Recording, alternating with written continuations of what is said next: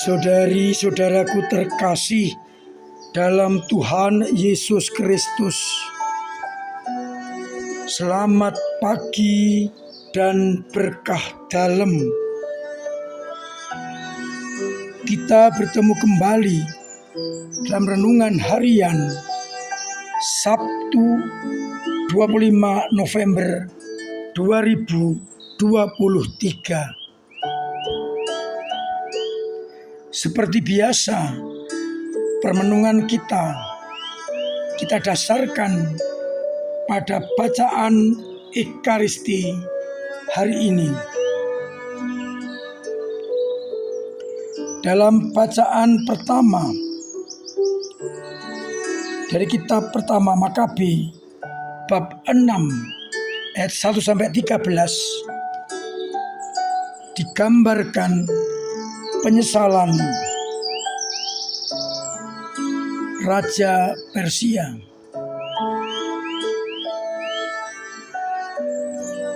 Yang telah melanggar titah Tuhan.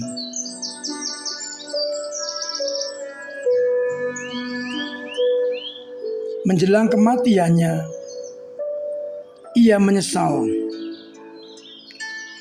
meratapi kedosaannya.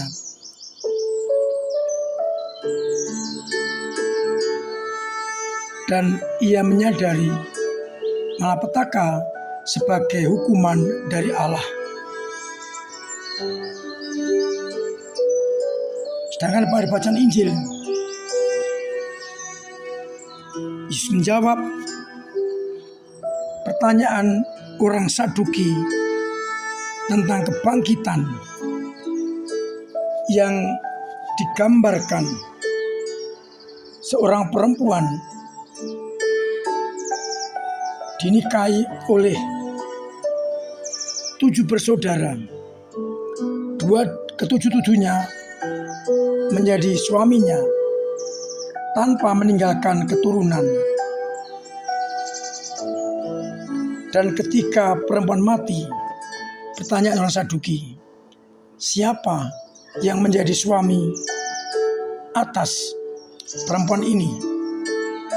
Karena semuanya telah menikahi dia.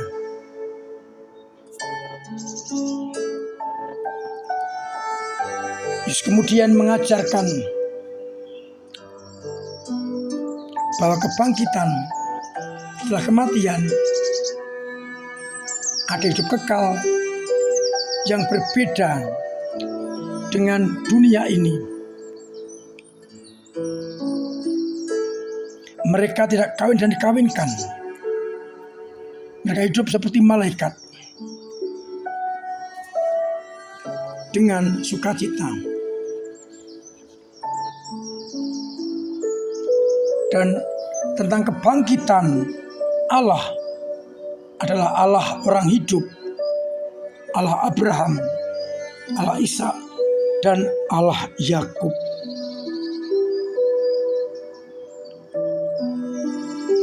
Saudara-saudaraku terkasih, hari ini kita diajak untuk terus mencita-citakan kehendak Allah yang harus kita lakukan. Orang dunia memikirkan apa yang menjadi kehendaknya, keinginannya, kedagingannya. Lupa bahwa itu semua akan berakhir pada kematian.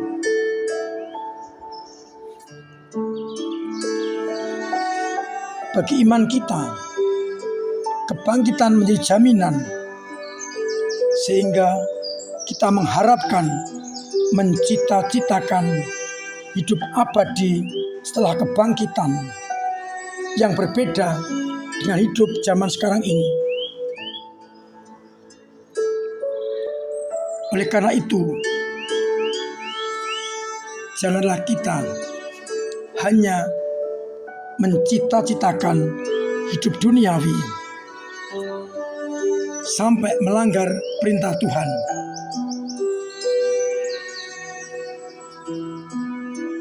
Seperti yang dibuat oleh Raja Antiochus Epiphanes, yang karena kehendaknya sendiri menentang, melawan, menyingkirkan perintah Tuhan, dan akhirnya ia menyesal karena malapetaka menimpa dia. Untuk itu, sebagai orang beriman kita diingatkan agar kita tidak hanya mengikuti kehendak kita, ego kita, kedagingan kita, sampai melupakan kehendak Allah. Kita diajak untuk mencita-citakan hidup surgawi, di mana kita hidup terbedakan dari hidup kita sekarang ini. Kita diajak untuk menjadikan hidup dunia ini sarana untuk menuju hidup abadi, hidup yang dikuasai oleh Roh. Tidak ada ratapan tangis, tidak kawinan-kawinkan, yang ada adalah sukacita abadi. Oleh karena itu, mari bersama-sama kita sejak semula mencita-citakan hidup ilahi setelah kebangkitan. Hidup mulia seperti malaikat yang selalu memandang Allah dan melaksanakan kehendak-Nya. Semoga kita mampu menyingkirkan pikiran-pikiran duniawi yang menghambat pencarian kita akan hidup baru setelah kebangkitan. Harapannya kita akan dimampukan untuk mencita-citakan hidup surgawi bersama Allah dalam kerajaan surga, sehingga akhirnya semua orang boleh berbahagia bersama Allah dalam kerajaan-Nya.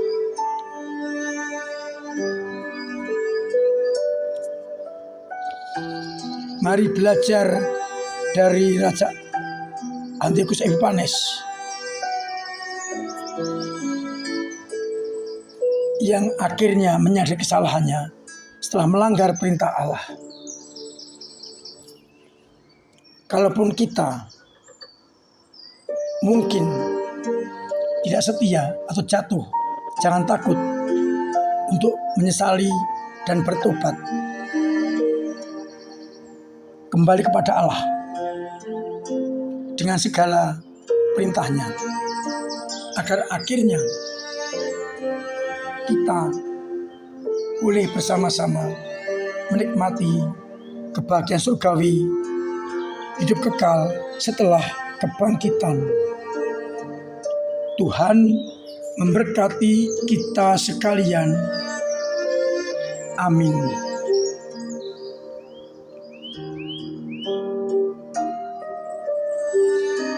Marilah berdoa. Bapa yang penuh kasih, kami bersyukur atas sabda-Mu yang mengingatkan kepada kami agar kami mencita-citakan hidup ilahi, hidup mulia bersama-Mu dalam kerajaan surga. Dengan berani meninggalkan ego kami, kedagingan kami, dan sikap-sikap yang menjauhkan dari-Mu. Semoga umat-Mu Kau kuatkan, kendati mengalami tantangan, agar mereka setia dan mencita-citakan hidup surgawi.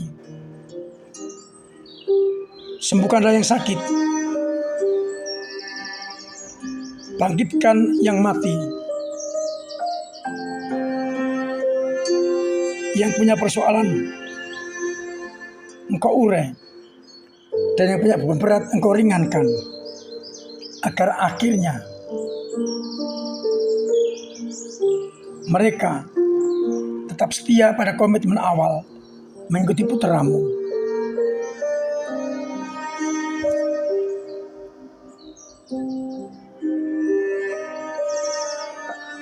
Untuk itu, sertai kami dan bantu kami dengan berkat-Mu sendiri, Bapa dan Putra dan Roh Kudus.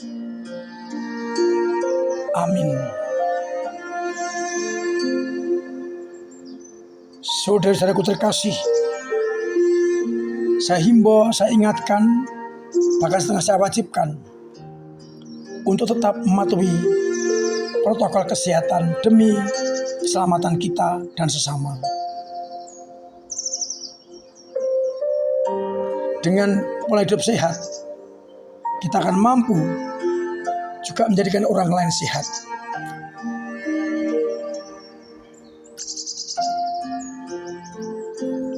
Saya ingatkan nanti sore jam 5 kaum muda diundang untuk Ekaristi bersama.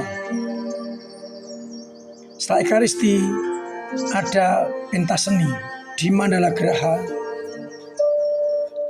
Maka silahkan nanti datang dan juga ambil bagian dalam mengisi pentas seni. Bisa kolaborasi dengan siapapun untuk mengisi acara-acara itu. Ada banyak door prize yang bisa kita bawa pulang.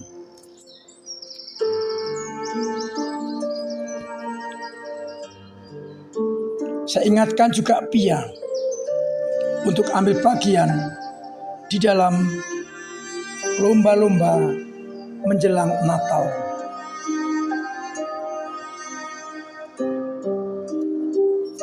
Komsos telah membuka kesempatan agar kita mampu untuk saling mengucapkan Selamat Natal yang ditampilkan pada TV monitor malam Natal, Natal pagi, Natal sore, dan pesta keluarga kudus. Semoga ini sarana bagi kita untuk saling mengenalkan pribadi kita satu sama lain, keluarga kita, usaha kita. Mudah-mudahan dengan demikian kita saling mengenal, saling membantu.